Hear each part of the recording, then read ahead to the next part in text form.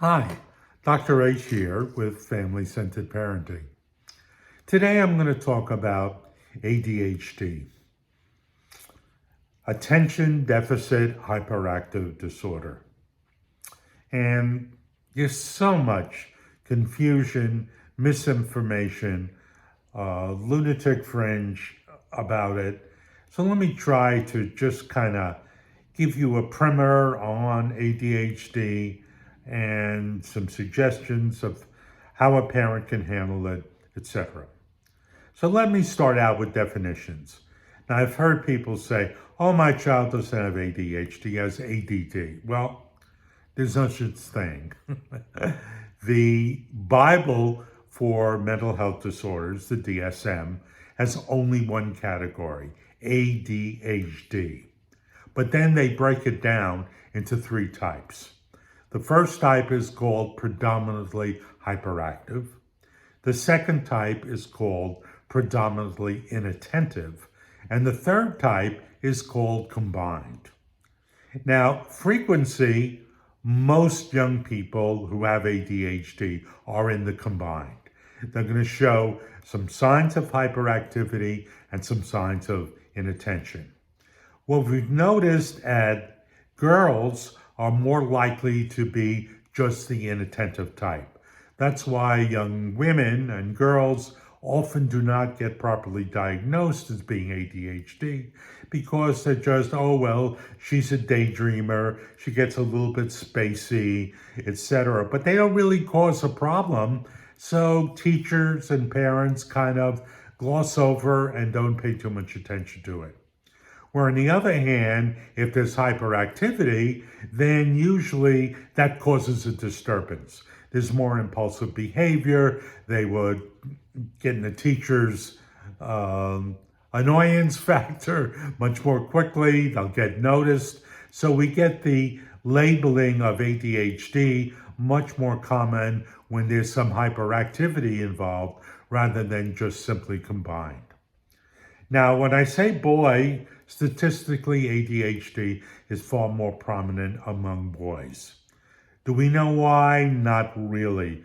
We're learning more and more in brain research and fetal development, what's different about the male brain, why the male brain might be more susceptible to ADHD, etc. But we're still not there yet in fully understanding.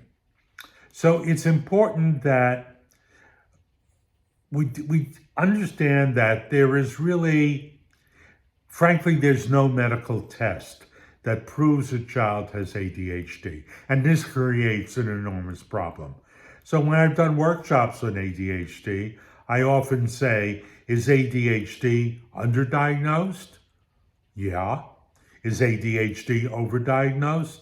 Yeah. So both are true. It's underdiagnosed and overdiagnosed because the criteria for diagnosing ADHD are not cut and dry. There's no test. There's no MRI that we could look at and say, aha, this child has ADHD. There's no ECG and encephalogram study that we could look at that's going to show brain waves to show a child has ADHD. So we have behavioral questionnaires. We have a pattern of certain behaviors that we look at. And if you go into DSM manual for a qualified psychologist or psychiatrist to make a diagnosis, they will go down the criteria of how long, but often a local pediatrician or a teacher will hint at ADHD, and they're doing it by their own gut or the seat of their pants or their own biases rather than some strict diagnostic criteria. So that leads to a problem that's not clearly diagnosed. Now, one thing we should know, there are certain factual things. If your child is diagnosed with ADHD when they're a teenager or adult is diagnosed for the first time, somebody missed it. Because to truly be ADHD, you would have had to have some signs during maybe 6 to 8 years old or even younger. If there weren't signs then that either if they were overlooked That's one possibility. But there are no signs at all, then having ADHD suddenly appear later on is not logical. Doesn't work that way. So the other thing that we need to keep in mind is that those who are properly diagnosed with ADHD, you're not going to outgrow it. It's going to take on different forms as you get older, as people learn to compensate for their ADHD, as adulthood hits, and if they learn, other times there are adults who don't learn. And we find adults who have not properly taken care of their ADHD have a much higher frequency of alcohol abuse, opioid abuse, depression, suicide. Now, when we intervene with ADHD, the idea is, here we go, about the medication issue comes up. And the statistics say that a combination of medication and some type of therapeutical intervention is about the best treatment for about 2/3 of folks with ADHD. So I'm going to talk in a little while, talk a little bit further about the medication issue. But first, let me get a little bit into what ADHD actually is. And one term that's been used by researchers is disinhibition, meaning that mechanism, now we all have impulses.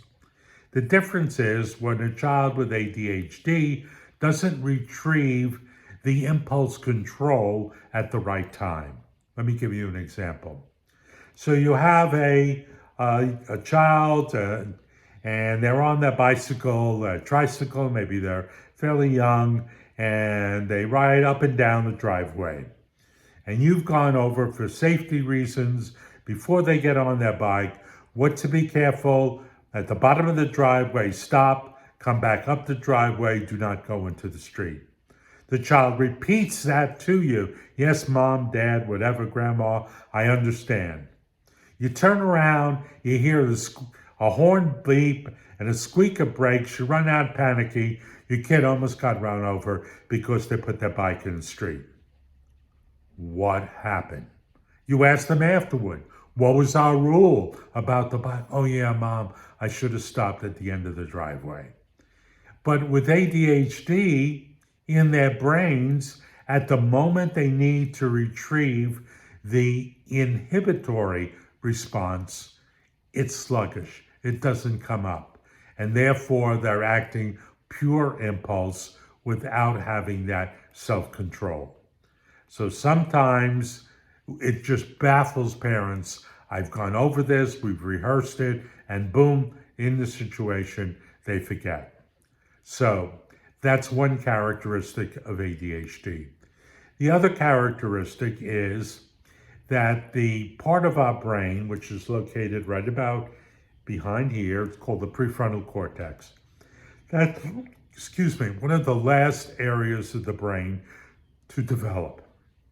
In fact, the literature is showing that it's not fully developed till we're in our early 20s. Amazing. And this is especially true for boys, who even slower development of the prefrontal cortex. And that really explains a lot of the risk-taking behavior that we see among adolescents, and even more strongly with adolescent males. And that executive function, which is what happens in your prefrontal cortex, your ability to organize, to set goals, to self-regulate, all occurs in that area of the brain. If that area of the brain is sluggish, then you're not going to be able to use it as frequently. One analogy of executive function that I really had meaning to me was, imagine an orchestra with very talented musicians, but no conductor.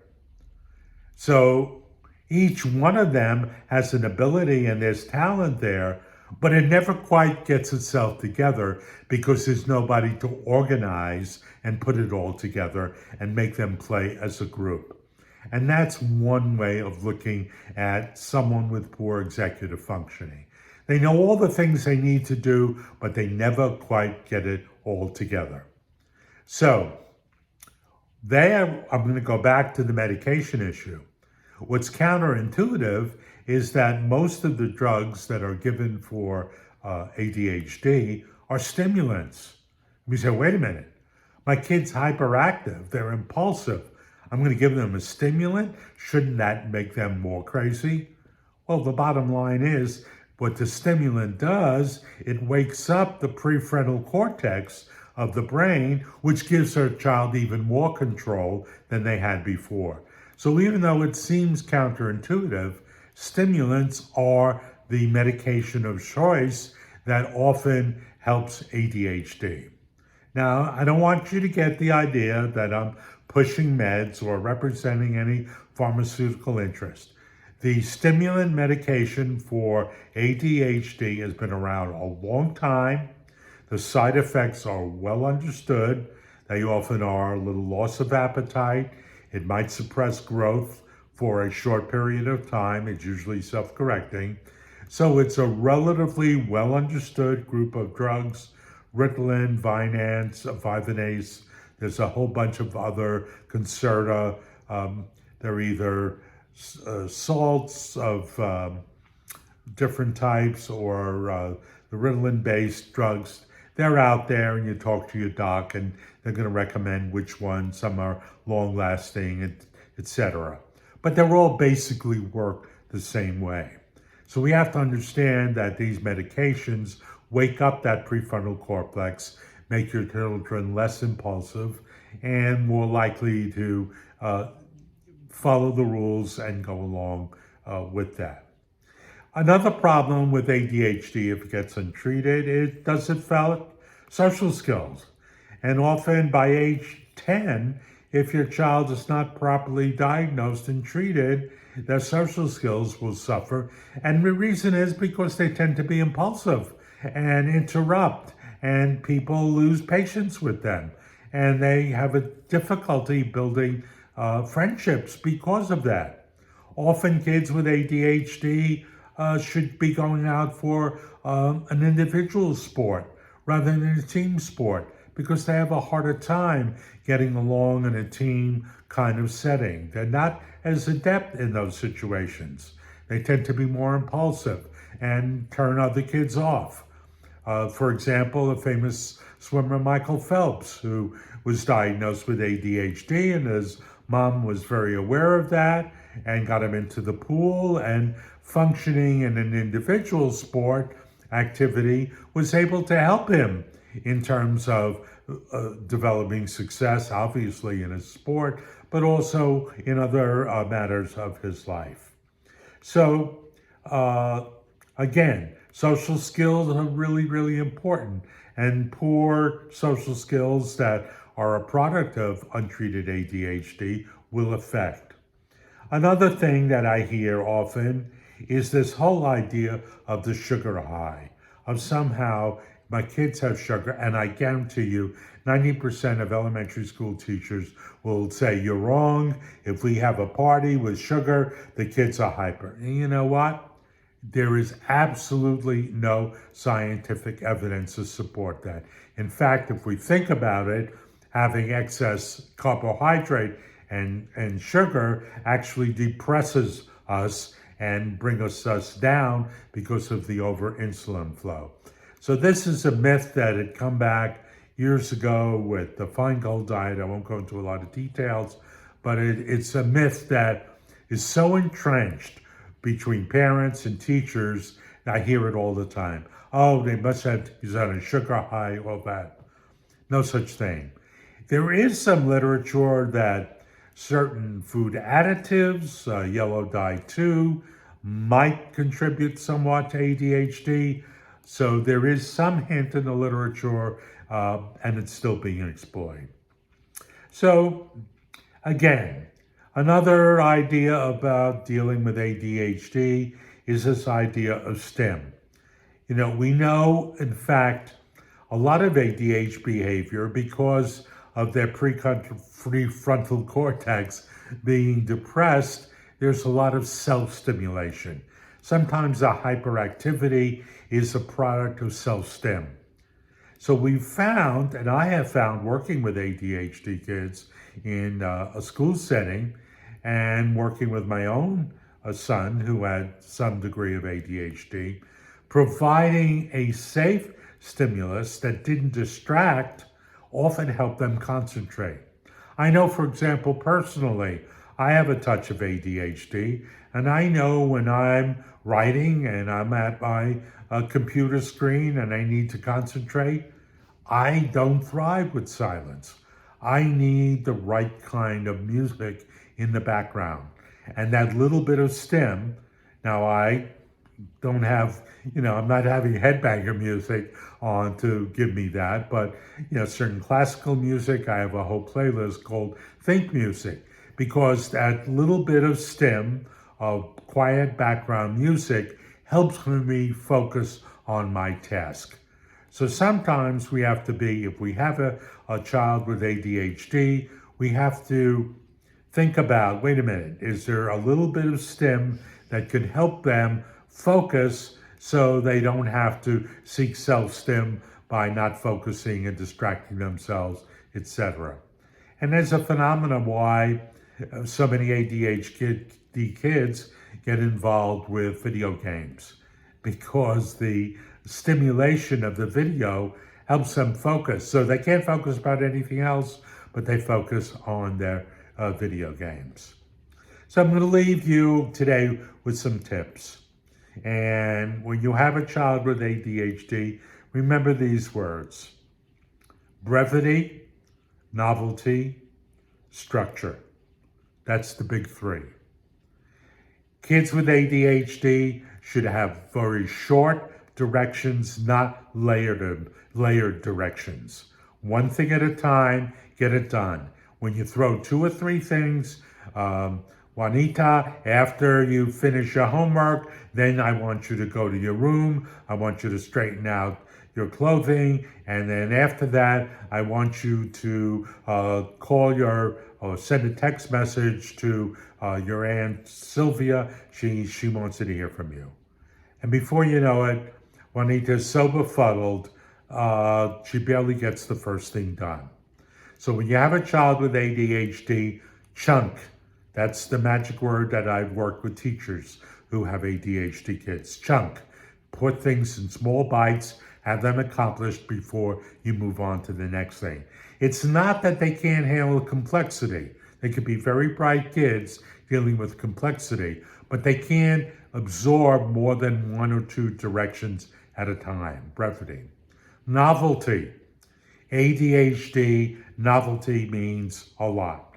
That's why often doctors misdiagnose, because a kid who's very hyperactive comes into the doctor's office and is very calm.